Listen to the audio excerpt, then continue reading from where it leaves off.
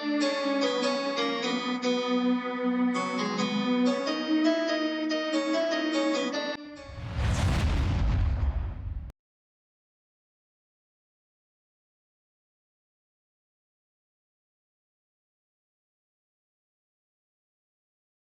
हम राजस्थान का नाम लेते हैं तो हमारे दिमाग में क्या आता है? ऊंचे ऊंचे किले, मीलों तक फैला रेगिस्तान और वो बहादुर योद्धा जिनकी तलवारों की कहानियां आज भी हमारे खूनों में जोश भर देती है। इस धरती ने एक से बढ़कर एक सुरमा पैदा किए जिनकी गाथाएं पीढ़ियों से कही और सुनी जा रही है। लेकिन क्या आपने कभी किसी ऐसे योद्धा के बारे में सुना है जिसे एक ही जगह पर मंदिर में नाग देवता मानकर पूजा जाता है और ठीक उसी जगह उतनी ही शिद्दत से एक दरगाह में जाहर पीर कहकर सजदा किया जाता है? ये कहानी है गोगाजी चौहान महाराज की, एक ऐसे महान राजपूत योद्धा की जो आज करीब 1000 साल बाद भी हिंदुओं और मुसलमानों दोनों के बीच आस्था का सबसे बड़ा केंद्र है। ये कहानी सिर्फ एक राजा या योद्धा की नहीं है, ये कहानी है उस विश्वास की जो मजहब की सरहदों को नहीं मानता। तो चलिए आज जानते हैं उस महापुरुष की वो असाधारण गाथा जिसे सुनकर उनके दुश्मनों ने भी कहा था ये तो साक्षात पीर है। ये कहानी शुरू होती है आज से लगभग हजारों साल पहले। राजस्थान के चूरू जिले में ददरेवा रियासत से यह चौहान वंश के राजपूत थे जेवर सिंह और उनकी पत्नी थी रानी बाछल। राजा रानी के पास सब कुछ था, राज, दौलत, शोहरत, बस एक दुख था तो जो उन्हें अंदर से खाए जा रहा था, उनकी कोई संतान नहीं थी। संतान की चाह में रानी ने हर कोशिश की लेकिन कोई नतीजा नहीं निकला। लोक कथाओं के मुताबिक उन्हीं दिनों महान योगी श्री गुरु गोरखनाथ जी अपनी टोली के साथ उस इलाके के एक टीले पर तप कर रहे थे। रानी बाछल ने अपनी फरियाद लेकर गुरु गोरखनाथ के पास पहुंची और पूरे 12 साल उनकी सेवा की। उनकी इस सच्ची सेवा और श्रद्धा से खुश होकर गुरु गोरखनाथ जी ने उन्हें एक गुगल नाम का फल प्रसाद के तौर पर दिया और बेटे का वरदान दिया। इसी गुगल फल से उस चमत्कारी बालक का नाम गोगाजी महाराज पड़ा। मान्यताओं के अनुसार उनका जन्म विक्रम संवत 1003 में भादो महीने की कृष्ण पक्ष की नवमी को हुआ था और यही दिन आज पूरे उत्तर भारत में गोगा नवमी के तौर पर बड़े धूमधाम से मनाया जाता है। गोगा जी बचपन से ही विलक्षण थे। उन्होंने न सिर्फ हथियार चलाना सीखा बल्कि गुरु गोरखनाथ जी से तंत्र मंत्र और योग की शिक्षा भी ली। वो एक योद्धा के साथ साथ एक सिद्ध पुरुष बनने की राह पर भी थे। बड़े होकर गोगा जी ने ददरेवा की राजगद्दी संभाली। उनका राज सतलुज नदी से लेकर आज के हरियाणा के हाथी तक फैला था।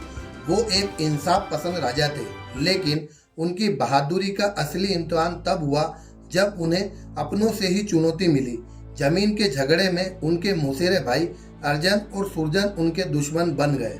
लोक कथाओं में कहा जाता है कि अर्जन और सुरजन ने विदेशी हमलावर महमूद गजनवी की फौज से हाथ मिला लिया और गोगाजी की गायों को अगवा कर लिया। इस दौर में गाय किसी भी राज्य की खुशहाली की निशानी होती थी और गौ रक्षा एक राजपूत का सबसे पहला धर्म था। अपनी गाय को बचाने के लिए गोगाजी अपने 47 बेटे और 60 भतीजों के साथ जंग के मैदान में कूद पड़े। वो एक भयानक युद्ध था। गोगाजी अपनी शक्ति और रण कौशल से दुश्मनों पर कहर बनकर टूट पड़े। कहते हैं कि वो लड़ते लड़ते एक ही पल में मैदान में हर जगह नजर आने लगते थे, जिसे देखकर दुश्मन सेना में खौफ बैठ गया। उन्होंने न सिर्फ अर्जन और सुरजन को हराया बल्कि गजनवी की फौज को भी भागने पर मजबूर कर दिया।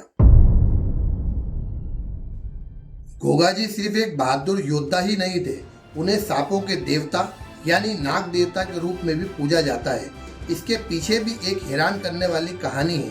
गोगाजी की शादी फलोदी की राजकुमारी केलमंदे से हुई थी।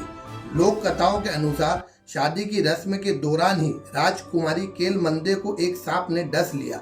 इस बात से गोगाजी इतने गुस्से में आ गए कि उन्होंने मंत्र पढ़ने शुरू कर दिए। कहते हैं उनके मंत्रों के असर से दुनिया भर के सांप खींचे चले आने लगे और वहां रखे खोलते तेल के कड़ाहे में गिरकर मरने लगे।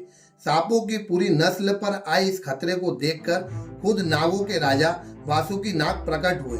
उन्होंने गोगा जी से माफी मांगी, राजकुमारी केलमंदे का जहर उतारा और गोगा जी को ये वरदान दिया कि आज के बाद धरती पर सांप के काटने से पीड़ित कोई भी इंसान अगर आपका नाम लेगा तो वो जहर से मुक्त हो जाएगा। बस उसी दिन के बाद से गोगा जी को नागों का देवता के रूप में पूजा जाने लगा।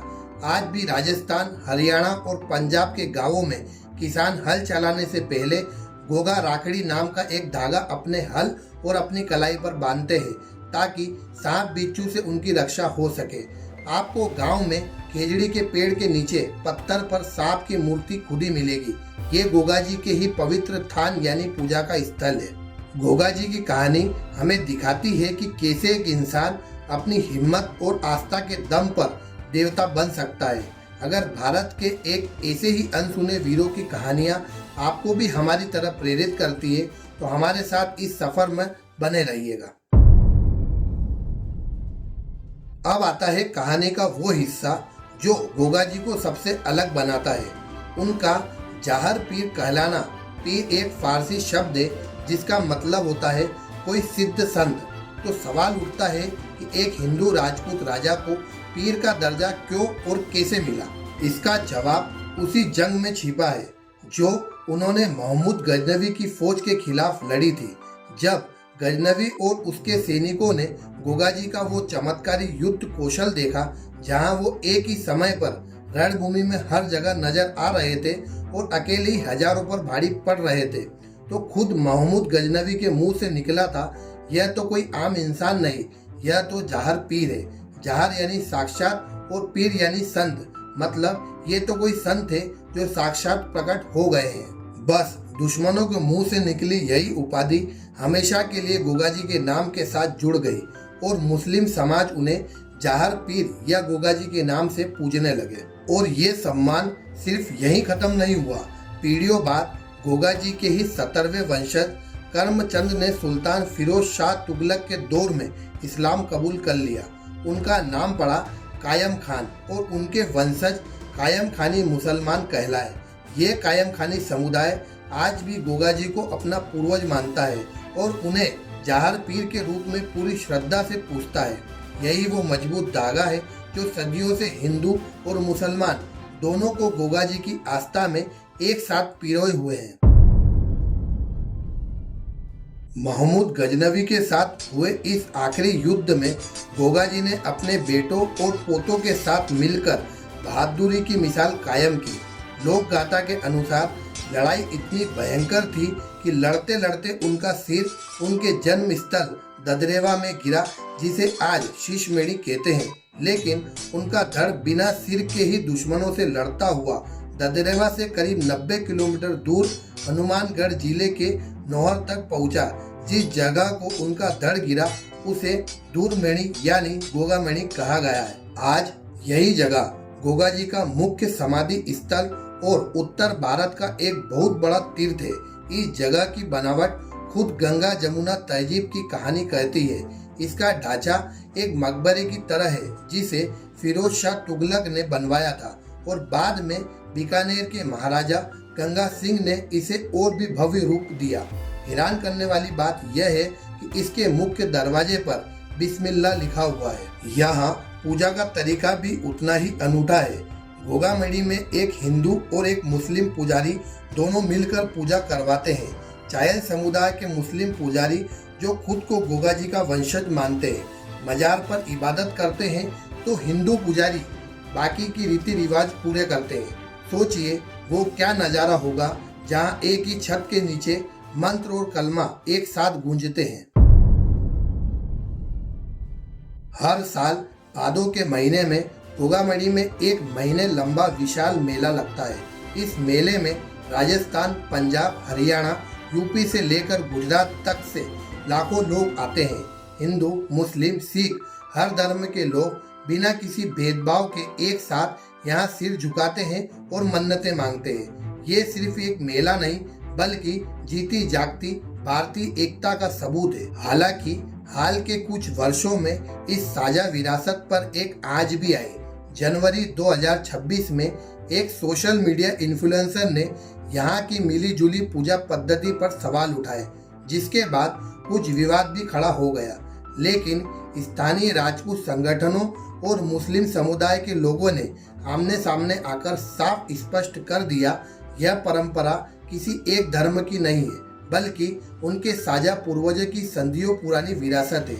यह घटना हमें याद दिलाती है कि हमारे ऐसे अनमोल परंपराओं को संजो कर रखना और उन्हें तोड़ने वाली सोच से बचाना कितना जरूरी है। गोगाजी चौहान महाराज की कहानी सिर्फ एक योद्धा की कहानी नहीं है, ये एक गोरक्षा, एक सिद्ध पुरुष, एक नाग देवता और एक जाहर पीर की कहानी है। वो एक ऐसे महान नायक थे जिनका जीवन वीरता और चमत्कारों का प्रतीक है, लेकिन उनकी सबसे बड़ी विरासत है आपसी भाईचारा। गोगाजी इस बात का सबूत है कि आस्था का रिश्ता खून और श्रद्धा से होता है, मजहब की दीवारों से नहीं। आज जब हम समाज को बांटने वाली आवाजें तेज होती हुई देख रहे हैं, तो गोगाजी जैसे लोक देवता हमें सही रास्ता दिखाते हैं। वो हमें याद दिलाते हैं कि हजारों साल पहले भी इस मिट्टी पर एक ऐसा योद्धा था जिसके आगे हिंदू और मुसलमान दोनों सिर झुकाते थे और आज भी झुकाते हैं। यही असली भारत है और यही जाहर पीर गोगाजी पीर की अमर गाथा है। दोस्तों, आपको अगर ये वीडियो पसंद आया हो तो लाइक जरूर करें, कमेंट जरूर करें और चैनल को सब्सक्राइब जरूर करें। फिर मिलते हैं एक नए वीडियो में। जब तक के लिए जय हिंद, जय Bharat, respect Indian army, respect Indian police force.